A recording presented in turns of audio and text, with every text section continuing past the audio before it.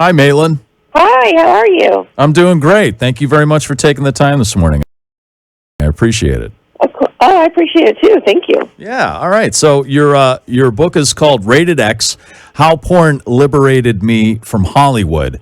So I look at this title, and with your background in Boy Meets World and being involved with Disney and knowing that you were kind of unhappy because it kind of kept you from getting some different roles, how much of your career path now getting into adult films was a reaction to working with Disney? And I'm not asking you to badmouth anybody here. I'm just kind of asking, how much of it was a reaction to being held back?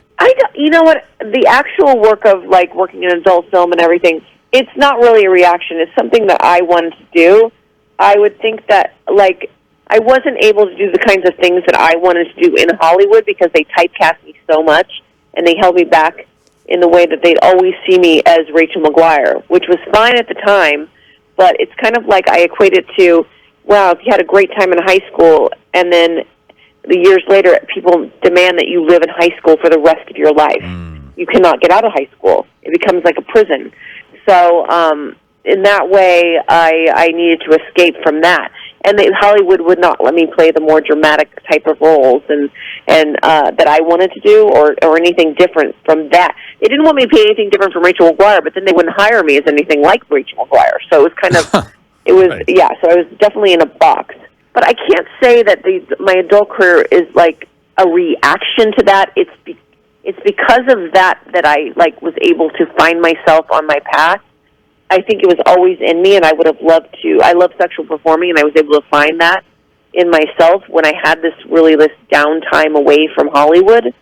So that was actually a gift. Everything I saw, with my story, all the pitfalls that I had and the disappointments and not getting roles and being shut out, I see now, especially as I wrote my book, that was a gift to bring me to another level in my story, I guess, and to, show me that this is kind of the path that I love and that I excel at and that I'm good at. And so it's a reaction in the way that if things had turned out differently, maybe I wouldn't be here. But I'm very grateful for my story, and I think everybody should take that to heart. Like if you have disappointments and you have things that didn't quite go your way, all of it makes up your story if you go in a positive direction. Like if you use that to your advantage. So when you say like that's something you always wanted to do, would you call yourself an exhibitionist? Yeah, absolutely. I've always been an exhibitionist. Okay. Well, I'd say I was a scared exhibitionist when I was younger. I would never do it, but I enjoyed it. Mm-hmm. I enjoyed elements of it. And as I got older, especially when social media came around and I could really enjoy that part of me. Like, it was interesting because really when Girl Meets World came about, which was a spinoff from Boy Meets World, there was such renewed interest in the cast, and social media was really, I won't say it was already around, but it was really starting to take hold of society, I guess. Like, Instagram is really becoming a thing.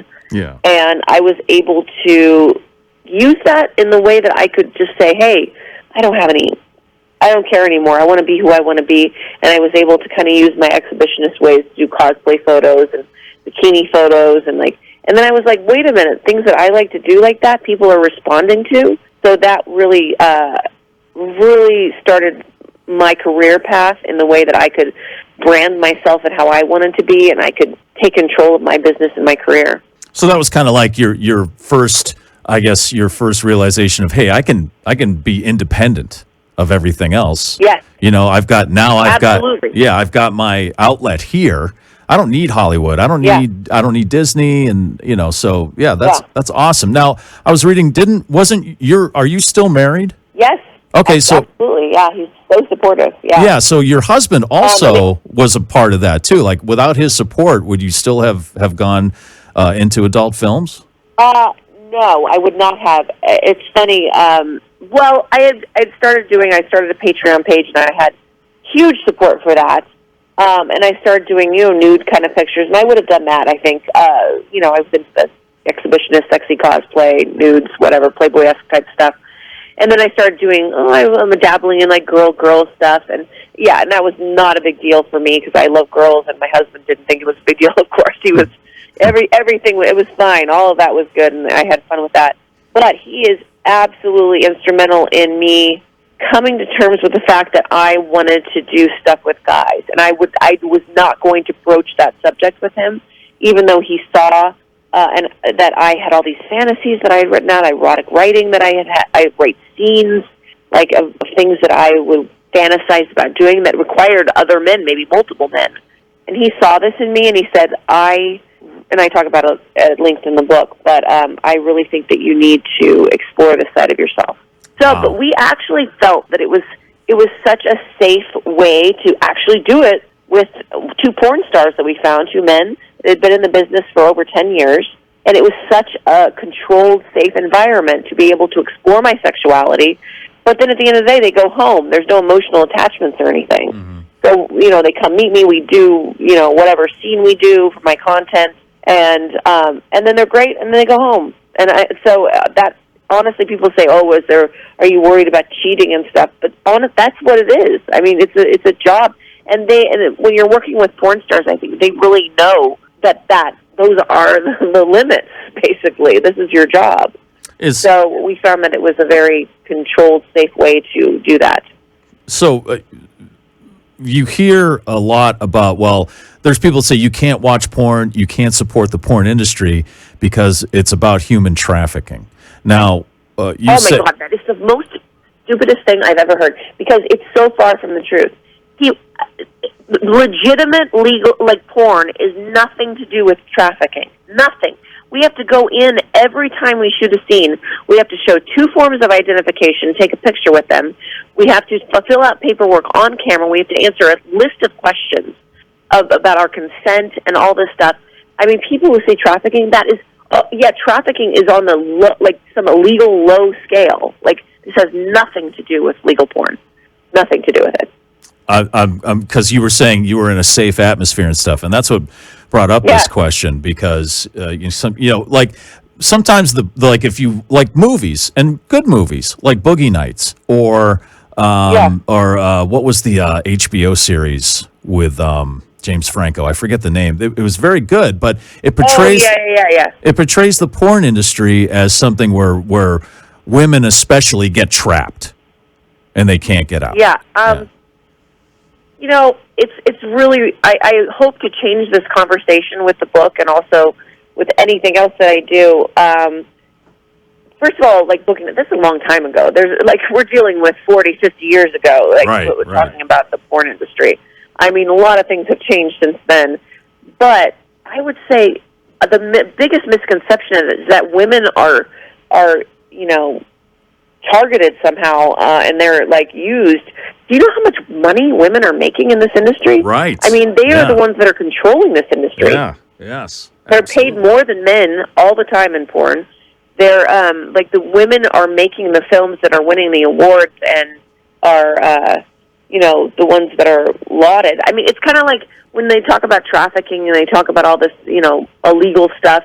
It's kind of like saying, Hollywood, Warner Brothers versus a guy making a film with his handheld in the woods. I mean, it's like that. That's there's always an element that's terrible, but they're not part of us. It's like it's part of a legitimate crowd. Like you said, there's a long history of the porn industry, and it's a stigma that's still sticking around. Actually, the stigma actually really hurts performers, especially when they get out of the industry. It's the industry itself is kind of provides a safe haven for people that feel like they're different sexually or they're other than in society, and they can come and perform, and they have a safe haven. But when they get out into the world, that's when problems really happen because of all the stigmas. And if that would just be normalized and porn would be normalized, it would be much better for everyone. It's funny that you say for porn to be normalized because I think this is true. Isn't the United States the largest porn producer in the world? We make thousands more porn movies every year than we do non-porn movies, and it seems to be it's everywhere. It really is, but for some reason it's just still this taboo thing. You know, and Yeah, you know, I know. I agree. If people say they don't watch it, I'm kind of suspect. That's all I got to say. Everyone watches it. Right, Yeah. right. Well, And Maitland they want to Ward. keep it taboo, so yeah. Okay, Yeah. go ahead. Well, no. They want to. It's like they're just afraid. That's what it is. That's usually what this comes to. But Maitland Ward, thank you Yeah. so much for speaking with us today. Again, the book is Rated X: How Porn Liberated Me from Hollywood. Real quick, final question. I know you're big into cosplay. What is your favorite cosplay? Oh, I have to say my favorite was the first Slave Leia because it made my cosplay career. Nice. But I loved Lilu and I loved Jessica Six and I love doing the body paint stuff. Even if I make my own characters up, but I'm going to say my heart has the Slave Leia just because it really launched me Yeah. as a cosplayer. So. Well, that's a classic too. That's awesome. All right. Well, Maitland, Yeah. thanks a lot. Good luck with the book, and thanks for talking to us today. Thank you so much.